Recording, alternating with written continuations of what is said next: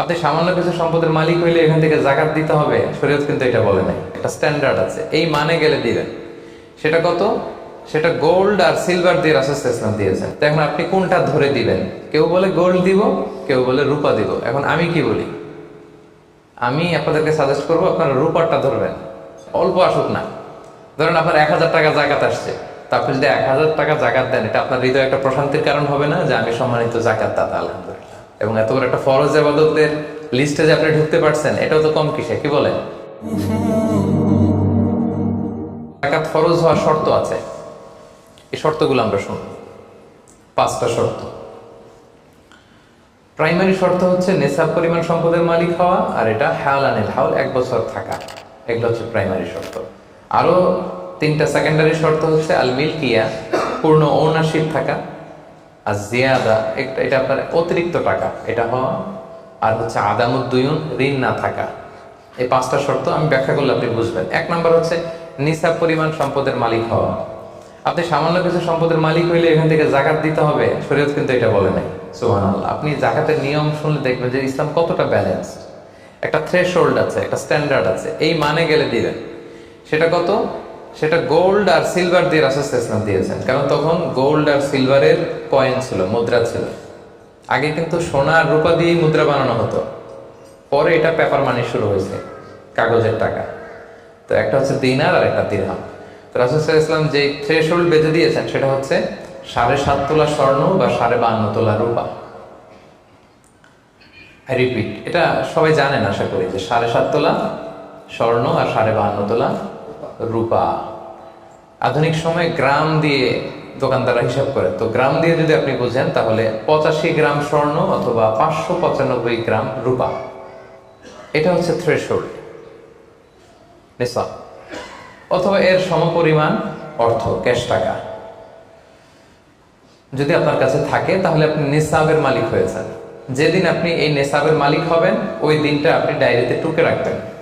কারণ এটা যদি 1 বছর আপনার কাছে এরকম থাকে, 1 বছর পরে যে আপনি জাকাত দিবেন, কিভাবে দিবেন আমি সামনে বলবো। তো এই নেসাব নিয়ে একটা প্রবলেম আছে। প্রবলেমটা হচ্ছে 7.5 তোলা স্বর্ণ আর 52.5 তোলা রূপার দাম কিন্তু এক না। 52.5 তোলা রূপার দাম খুব কম, আর 7.5 তোলা স্বর্ণের দাম অনেক বেশি। এটা হইল একটাই কম আর একটা বেশি। ঘটনা হচ্ছে রাসূল সাল্লাল্লাহু আলাইহি ওয়াসাল্লাম যখন এই থ্রেশহোল্ডটা বেঁধে দিয়েছিলেন নিসাবটা, তখন দুইটার মান সমান ছিল। তখন 7.5 তোলা স্বর্ণ দিয়ে 52.5 তোলার মতো রূপা পাওয়া যেত, অথবা কেউ 52.5 তোলা রূপা বিক্রি করলে 7.5 তোলা স্বর্ণ পেত। কিন্তু পরে সিলভার ফল করতে শুরু করলো, ফল করতে করতে আজকে এই অবস্থা। গোল্ড আবার খুব একটা ফল করে নাই, ফলে গোল্ডের স্টেবিলিটিটা এখনো রয়ে গিয়েছে। তো এখন আপনি কোনটা ধরে দিবেন জাকাতটা? যদি আপনি রূপা ধরেন, কথার কথা, রূপা যদি এই 1 ভরির দাম 1000 টাকা হয়, তাহলে 52.5 ভরির দাম কত? 52,500 টাকা। কিন্তু স্বর্ণ যদি আপনি হিসাব করেন, 1 ভরি যদি 50,000 হয়, 7.5 ভরি কত? 3.5 লাখ প্লাস, তাহলে প্রায় 7 গুণ কম বেশি, তাই না? এটা নিয়ে হয়ে গেছে জটিলতা। তো এখন আপনি কোনটা ধরে দিবেন? অনেকে বলে না গোল্ড দিব, কারণ গোল্ড ফল করে নাই, এটার যে স্ট্যান্ডার্ড এটা এখনো বজায় আছে। এটা নিয়ে অনেক আলোচনা, আমি খুব সংক্ষেপে বলি। কেউ বলে গোল্ড দিব, কেউ বলে রূপা দিব। এখন আমি কি বলি? আমি আপনাদেরকে সাজেস্ট করবো আপনারা রূপারটা ধরবেন। রূপারটা ধরলে কি লাভ হবে জানেন? 2 দিকেই লাভ, আপনারও লাভ, যিনি নিবে আরো লাভ। রূপারটা ধরলে বেশি সংখ্যক লোক জাকাত দান করতে হবে, তাই না? আর বেশি সংখ্যক গরিব লোকও টাকা পাবে, কি বলেন? তো 2 পক্ষে লাভ হইল না। এখন প্রশ্ন করতে পারেন, হুজুর ও পাইছে ওর লাভ, আমার লাভ কি? আপনার তো সবচেয়ে বড় লাভ, আপনি সওয়াব পাবেন আখিরাতে। এটা আমাদের বেশি দরকার না, কি বলেন? যিনি গ্রহীতা উনি পেয়ে লাভ, তার লাভ হইল, আর যিনি দাতা তিনি সওয়াব পেয়ে লাভবান হইলেন, তিনি সম্মানিত জাকাত দাতা হইলেন। অল্প আসুক না, ধরেন আপনার 1000 টাকা জাকাত আসছে, তা আপনি যদি 1000 টাকা জাকাত দেন, এটা আপনার হৃদয়ে একটা প্রশান্তির কারণ হবে না যে আমি সম্মানিত জাকাত দাতা আলহামদুলিল্লাহ, আই এম এ জাকাত পেয়ার। এবং এত বড় একটা ফরজ ইবাদতের লিস্টে যে আপনি ঢুকতে পারছেন, এটাও তো কম কিসে, কি বলেন? এজন্য স্বর্ণেরটা না ধরে রূপারটা ধরবেন। আপনাদের যে টাকা পয়সা, আপনাদের তো হীরা দিয়ে করা দরকার আপনাদের নেশা। এনিওয়ে, তো এজন্য আপনারা রূপারটা ধরবেন, তাহলে লোকজন উপকৃত হবে বেশি, সম্মানিত ভাই বোন বোনেরা। তাহলে 5টা শর্তের প্রথমটা তো বুঝে গেছেন, নিসাব। কি বলেন? নিসাব বুঝে গেছেন না?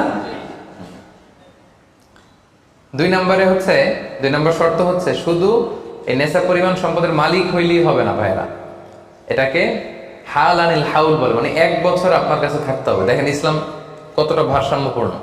কিছু টাকা আপনার কাছে থাকলে এই জাকাত দাও না, এটা 1 বছর থাকতে হবে। যদি দেখা যায় যে আপনার সব খরচ শেষে 1 বছর এই টাকাটা আপনার কাছে অলস পড়ে আছে, তাহলে বোঝা গেল যে আপনি সম্পদশালী এবং আপনার অর্থের একটা স্টেবিলিটি আছে। কি বলেন? তাহলে আপনি নেশা পরিমাণ সম্পদের মালিক হলেন, এবং 1 বছর যদি থাকে, 1 বছর শেষে আপনি জাকাত দিবেন। এই বছরটা কিন্তু সৌর বছর না, সোলার ইয়ারে হিসাব করলে হবে না, এটা লুনার ইয়ারে, চান্দ্র বছরে। খেয়াল রাখতে হবে, সৌর বছর জানুয়ারি ফেব্রুয়ারি মাসের যে হিসাবটা, এটা 365 দিনে 1 বছর। কিন্তু যেটা লুনার ইয়ার, চন্দ্র বছর, এটা কতদিন 1 বছর কে জানে? কেউ জানেন না?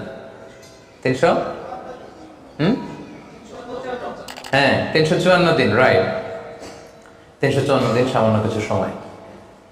তো 11 দিনের কিন্তু এখানে ডিফারেন্স আছে, 11 দিনের ডিফারেন্স আছে। তো আপনি হিসেব করবেন হচ্ছে চান্দ্র বছর অনুযায়ী, সৌর বছর অনুযায়ী না। তো সৌর বছর অনুযায়ী যদি করেন, তাহলে আপনার জাকাত কিন্তু 2.5% থাকবে না। চান্দ্র বছর অনুযায়ী আপনার 2.5%, সৌর বছর করলে ওইটা 2.58% হয়ে যাবে। একটু বাড়বে না? কারণ কতদিন বেশি? 11 দিন বেশি, পার্সেন্টেজও বেড়ে যাবে। তখন কিন্তু জাকাত আপনার 2.5% থাকবে না, 2.58%। বলার আগে বুঝে যায়, কারণ সব ব্যবসায়ী সারাদিন ক্যালকুলেটর নিয়ে কোত্থেকে শিপমেন্ট হইলো, কত মিলিয়ন গেল, কত মিলিয়ন ঢুকলো, সব মুখস্থ, যেন বলার আগে বুঝে ফেলতেছে চটচট করে, মাশাআল্লাহ। তখন আর 2.5% হচ্ছে না, 2.58% হচ্ছে। তাহলে সম্মানিত ভাইরা, আপনি ধরেন, উদাহরণস্বরূপ ধরেন যে আপনি গত রমজানের 20 তারিখে সর্বপ্রথম নিসাব পরিমাণ সম্পদের মালিক হয়েছে। তো তারপরে আপনি খেয়াল করবেন যে দেখি সারা বছর এই পরিমাণ অতিরিক্ত অলস টাকা আমার কাছে পড়ে থাকে কিনা। থাকতে থাকতে থাকতে থাকতে এই রমজানের 20 পর্যন্ত দেখেন যে টাকা ওইটা তো আছে, আরো হয়েছে টাকা। তো তার মানে আপনি এখন জাকাত দিবেন, যেহেতু নেসাবের মালিকও হয়েছেন, আবার পূর্ণ একটা চন্দ্র বছরও আপনার অতিক্রম করেছে, স্থায়ী হয়েছে, তখন আপনি জাকাত হিসাব করবেন। তাহলে 2টা শর্ত বুঝলেন না? 3 নাম্বার হচ্ছে ওনারশিপ। আপনার মালিকানা থাকতে হবে, যে সম্পদটা আছে খালি আপনার কাছে টাকা থাকলেই হবে না, এটা কমপ্লিট, আরবিতে তাসাররুফ বলে, কমপ্লিট ওনারশিপ আপনার থাকতে হবে। এখন একজনের আমানতের টাকা আপনার আছে, ওটা আপনি জাকাত দিতে পারবেন? একজন 5 লাখ টাকা আমানত রাখছে, আপনি এটা জাকাত দেওয়া শুরু করছেন, হবে? সেটা তো উনি জাকাত দেবে, এটা তো আপনার আমানতের টাকা, এই টাকা তো আপনার বুঝাই দিতে হবে। তো আমানতের টাকা কিন্তু কমপ্লিট ওনারশিপ আমার থাকে না, এটার হিসাব আমি করবো না। তো এটা বুঝে গেলেন। 4 নাম্বার হচ্ছে এই টাকা আপনার অতিরিক্ত হইতে হবে, আরবিতে বলে জিয়াদা। দেখেন ইসলাম কত সুন্দর। ইসলাম বলে আপনার নিজের পার্সোনাল এক্সপেন্সিস, আপনার লিভিং কস্ট, আপনার সব ধরনের অ্যাকোমোডেশন, আপনার ট্রান্সপোর্টেশন এক্সপেন্সিস, আপনার মেডিকেল এক্সপেন্সিস, আপনার বাচ্চার স্কুলিং, আপনার ইয়ারলি ট্রিপ যদি থাকে, এন্টারটেনমেন্ট, ধরেন বছরে আপনি একবার ফ্যামিলি আউটিং করেন, এই খরচটা, যত খরচ আপনার হতে পারে, এই সব খরচ শেষেও কিছু টাকা আপনার থেকে যায়, ইসলাম বলে ওইটার উপরে জাকাত দিবেন। সুবহানাল্লাহ। জিয়াদা, অতিরিক্ত হওয়া শর্ত।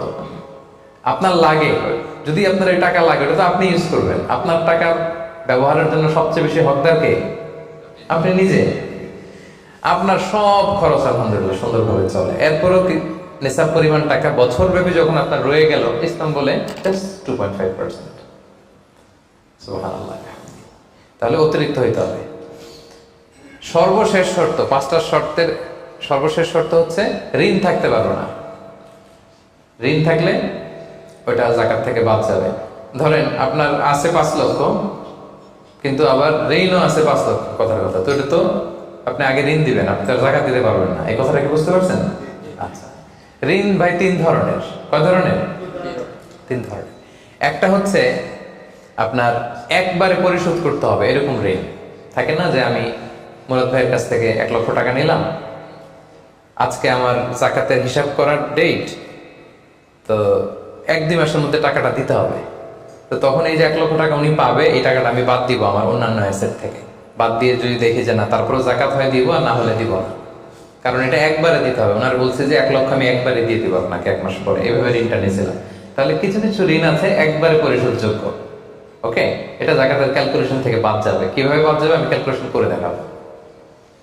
ঋণের দ্বিতীয় প্রকার হচ্ছে ইনস্টলমেন্টের কিছু ঋণ আছে, কিস্তিতে দেয়া লাগে। লেটস সে আমি 1 কোটি টাকা দিয়ে একটা গাড়ি কিনেছি, BMW গাড়ি, বা 50 লক্ষ টাকা দিয়ে আমি একটা হুন্ডা গাড়ি কিনেছি 50 লক্ষ টাকা। তো এটা আমি কিস্তিতে কিনেছি। কিস্তির ঋণ যদি হয় তাহলে আপনি কিন্তু পুরোটা বাদ দিতে পারবেন না, তখন সর্বোচ্চ 12 মাসের কিস্তি বাদ দিতে পারবেন, 12 মান্থসের, তাও এই চন্দ্র মাসের হিসাবে। কারণ জাকাতের হিসাবটা কি 12 মাসের হিসাব, তাই না? এটা একটা ইয়ারলি ক্যালকুলেশন। আপনি পুরোটা যদি একবারে বাদ দেন তাহলে তো আপনার আর জাকাতই দেওয়া লাগবে না। কি বলেন? বাংলাদেশে অনেক বড় বড় সিআইটি ব্যবসায়ী আছে, ওনারা হাজার হাজার কোটি টাকা ব্যাংক থেকে ব্যবসায়ের কারণে ঋণ নেন এবং ওনাদের ঋণ খেলাপি হয়। তো ওনারা যদি বলেন হুজুর আমার তো ঋণ আছে, তো উনি আর জাকাত দিবে কি? ওনারই তো আমার জাকাত দেওয়া লাগবে এখন। কি বলেন? এরকম বড় বড় সিআইপিরা যদি ঋণের দোহাই দেয়, উনি আর জাকাত দিবে কি? উনি তো ঋণী। তাহলে উনারই কিছু জাকাত আমাদের দেওয়া লাগবে, কারণ আমরা জাকাতের 8টা খাতের মধ্যে একটা পড়েছি, বল গরিমিনা। কি বলেন? ঋণগ্রস্ত ব্যক্তিকে জাকাতের টাকা দিয়ে হেল্প করা যায়, তো উনি আর দিবে কি? উনারে দেই আমরা। ওই ঋণ বাদ দেওয়া যাবে না। ইনস্টলমেন্টের ঋণ হইলে 12 মাসের, আর ওইরকম ঋণ খেলাপি 1000 কোটি টাকা, এগুলো বাদ দেওয়া যাবে। 3 নাম্বার ঋণ হচ্ছে লাক্সারি পণ্য কিনতে যে ঋণ হয়, এই ঋণ জাকাত থেকে বাদ দেওয়া যাবে না। বিলাসিতামূলক কিছু যদি আপনি কিনেন, আপনি একটা লাম্বরগিনি কিনলেন 10 কোটি টাকা দিয়ে, এটা আপনি জাকাত থেকে বাদ দিতে পারবেন? পারবেন না। তাহলে লাক্সারি আইটেমের যে ঋণ, এটা বাদ দেওয়া যায় না। তাহলে ঋণের ব্যাপারটা পুরোপুরি বুঝে গেছেন না? এই 5টা শর্ত যদি থাকে আপনার মধ্যে পাওয়া যায়, অর্থাৎ আল্লাহ তাআলা আপনাকে একটা নিসাব পরিমাণ সম্পদের মালিক বানিয়েছেন, এটা আল্লাহ তাআলা পুরো 1 বছর আপনার এই পরিমাণ টাকা আপনার মধ্যে স্টেবল ছিল, এবং এটার পূর্ণ ওনারশিপ আপনার আছে, এবং এটা আপনার সব খরচের অতিরিক্ত, এবং সবশেষে এটা আপনার ঋণের বাইরে, ওই সম্পদ থেকে আল্লাহ তাআলা আপনাকে জাকাত দিতে বলেছেন। তাহলে জাকাতের শর্ত সবার clear? Be a part of our vision.